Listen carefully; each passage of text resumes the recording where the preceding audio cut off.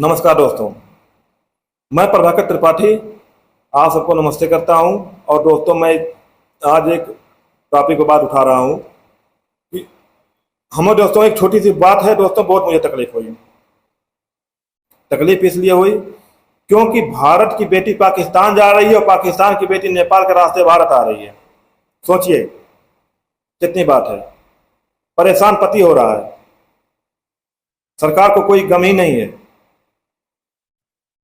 मैं इस पे गलती सीधे सरकार की ही दूंगा। क्यों दूंगा उस पर मैं आपको बता रहा हूं मैं क्यों दूंगा। बचपन में बच्ची पैदा होने से पहले उसको टीका सरकारी अस्पताल में लगता है। मां के पेट में बच्चा आ गया, भ्रूण करने पर आप रोक लगा देते हैं कि अगर बच्ची हुई या अगर उसका भ्रूण अगर करवाया, उसको अगर आपने खत्म अगर करवा दिया तो उसके आपको जो है सजा हो जाएगी। आपने वहां पर रोक दिया बच्ची को। बच्ची आई, इंजेक्शन लगा, बच्ची को टीका लगा, पोलियो पिलवाया आपने फ्री में। इसके बाद उसको हर चीज देते हुए वो बड़ी हुई। उसको सुख सुविधा जो देना था आपने दिया। इसके बाद उसको आपने बच्चे के लिए एक सरकारी प्राथमिक विद्यालय आपने खुलवाया। बच्ची जब 6 साल की हो गई तो इसके बाद बच्ची के लिए उसको आपने नाम लिखवाने के लिए भेजा। नाम लिखवाया गया, उसके लिए भी पैसा आया। इसके पहले दाल चीनी जो आता है, राशन, हर चीज बच्चों को दिया। तेल तक आपने दिया, नमक तक आपने दिया है। इसके बाद होने के बाद आपने राशन बना, राशन लोगों को बच्चों को मिल रहा है। बच्चे स्कूल जा रहे हैं, कॉपी मिला, कपड़ा मिला, किताब मिला, पैसा आपने भेजा खाते में, सब कुछ हुआ। माँ बाप का आधा खर्चा कम हो गया, आधा खर्चा आपका हो गया। इसके बाद बच्चियों के लिए आपने सीधे जब शादी की उम्र उनकी हो गई तो आपने क्या किया, आपने उनके लिए कन्या सुकन्या योजना के तहत पिछली बार में जो पैसा जो जमा हुआ था, पैसा भी निकलवाने का प्रावधान था उसमें, और पैसा भी आपका मिला।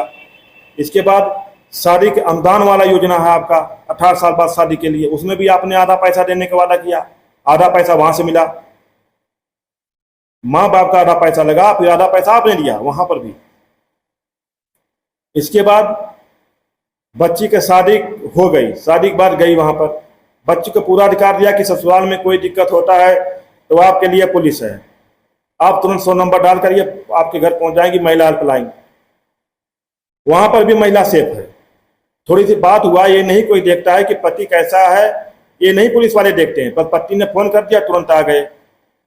पत्नी के चला था फोन हुआ नहीं कि बस घर के माँ बाप ने कह दिया बस बेटी फोन कर दो, बस बेटी फोन कर दो पुलिस थाने में, हम लोग तब तक सुबह आएंगे देख लेंगे।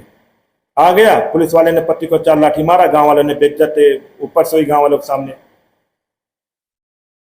पत्नी बोली अब ठीक है, पति वहीं बेचारा दब गया। पत्नी बोली कि अब ठीक है, तो पति वहीं पर दब गया। बोले क्या, वो तो फोन कर देगी ससुराल, ससुराल वाले करेंगे बुला लो, पुलिस वाले को 100 नंबर फोन करके ठोंक देगा। वो चुप हो गया। और वो पढ़ना लिखना चाहती थी, पढ़ा लिखा गया स्कूल में।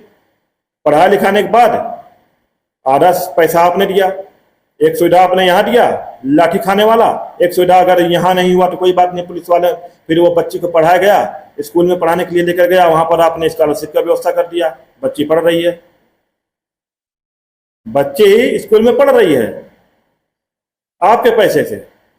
स्कॉलरशिप आ गया, हिसाब बराबर, खा के घर से माँ बाप का जारी पढ़ रही है, आधा आपका भी अधिकार हुआ वहां पे। मतलब 22 साल तक 25 साल तक जब तक बच्ची की शादी हो गई, शादी के बाद भी वो पढ़ रही है, तब तक आप उसका ख्याल कर रहे हैं। आधा अधिकार आपका बच्ची के ऊपर है। माँ बाप को छोड़ने के बाद पति के ऊपर आया, पति को भी आपने आधा हल्का कर दिया कि चलो तुम्हारे पर कोई बोझ नहीं, आप बच्ची को पढ़ाइए, मैं पैसा दे रहा हूं, वहां पर भी ठीक है। इसके बाद बच्ची किसी के साथ ऑनलाइन गेम में हो जाती है और फोन करती है कि मैं ससुराल से आई थी, मुझको इतनी बड़ी मोबाइल चाहिए, इतनी बड़ी चाहिए, इतनी बड़ी चाहिए। नेट पे सर्च करके देख लेंगे कितनी बड़ी मोबाइल है, 6 इंच की है कि 8 इंच की है, हमको चाहिए। और चौड़ाई उसकी 5 इंच होनी चाहिए, फुल डिस्प्ले वाला, जिसमें बड़ा बड़ा दिखाई दे। मोबाइल इनको पति ने लाके दे दिया, 7,000 8,000 उसकी इनकम है, लाके मजदूरी कर रहा है, वो लाके दे दिया। देने के बाद क्या हुआ, पबजी खेल रही है, पति नहीं देख रहा है। पबजी खेलने के बाद भेज दिया उन्होंने मैसेज उधर से मैसेज आ गया, हो गया कांटा टक्कर। पति को पता चला, पति समझा रहा, मान ही नहीं रही है। पति जान रहा कि अगर पुलिस वालों को बुलाऊंगा तो भी बेइज्जती है, घर वालों को बुलाऊंगा तो भी बेइज्जती है, माँ बाप को उनके बताऊंगा बच्ची को तो भी बेइज्जती है। बताए किसे, सरकार को किस तरीके से बताए? कोई रिस्पॉन्स नहीं है। महिला हेल्पलाइन लिखा गया है, लेकिन कहीं ये नहीं लिखा गया पुरुष हेल्पलाइन। कहीं लिखा है पुरुष हेल्पलाइन, कहीं नहीं लिखा है।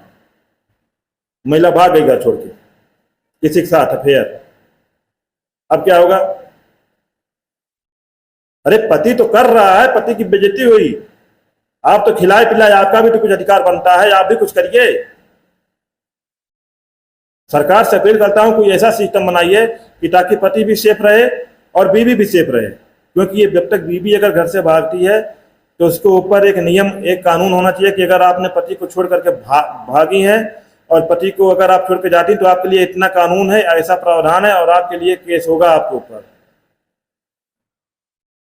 दोस्तों ऐसा बनाना पड़ेगा। जब तक ऐसा बनेगा नहीं तब तक हमारे देश में ऐसे लड़कियां भागेंगी। अभी तो पाकिस्तान भागी हैं, अभी पता नहीं कहां कहां भाग जाएंगे। कौन रोकेगा इनको? कोई डर है किसी के मन के अंदर? कोई डर नहीं है। ऐसे दोस्तों हैं, ऐसे चलता रहेगा। मैं सरकार से हाथ जोड़कर विनम्र निवेदन करता हूं कोई ऐसा कानून बनाइए कि ताकि बच्चियों के लिए कोई एक कानून ऐसा बनाइए जिससे लोगों को अच्छा भी लगे और खराब भी लगे। दोस्तों एक चीज है, सरकार से एक बात कहना चाहता हूं कि सरकार अगर सिर्फ ये समझ ले कि हमारा बच्चियों पर आधा अधिकार है,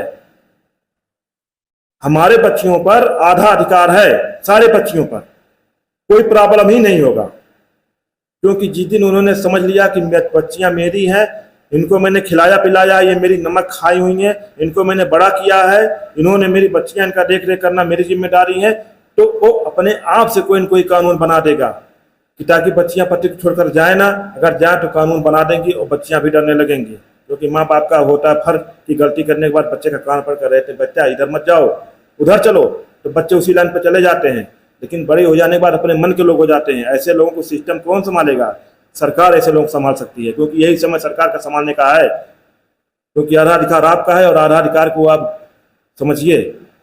जब तक आप नहीं समझेंगे तब तक कोई नहीं समझेगा। इसी के साथ दोस्तों चलता हूं। जय हिंद, जय भारत।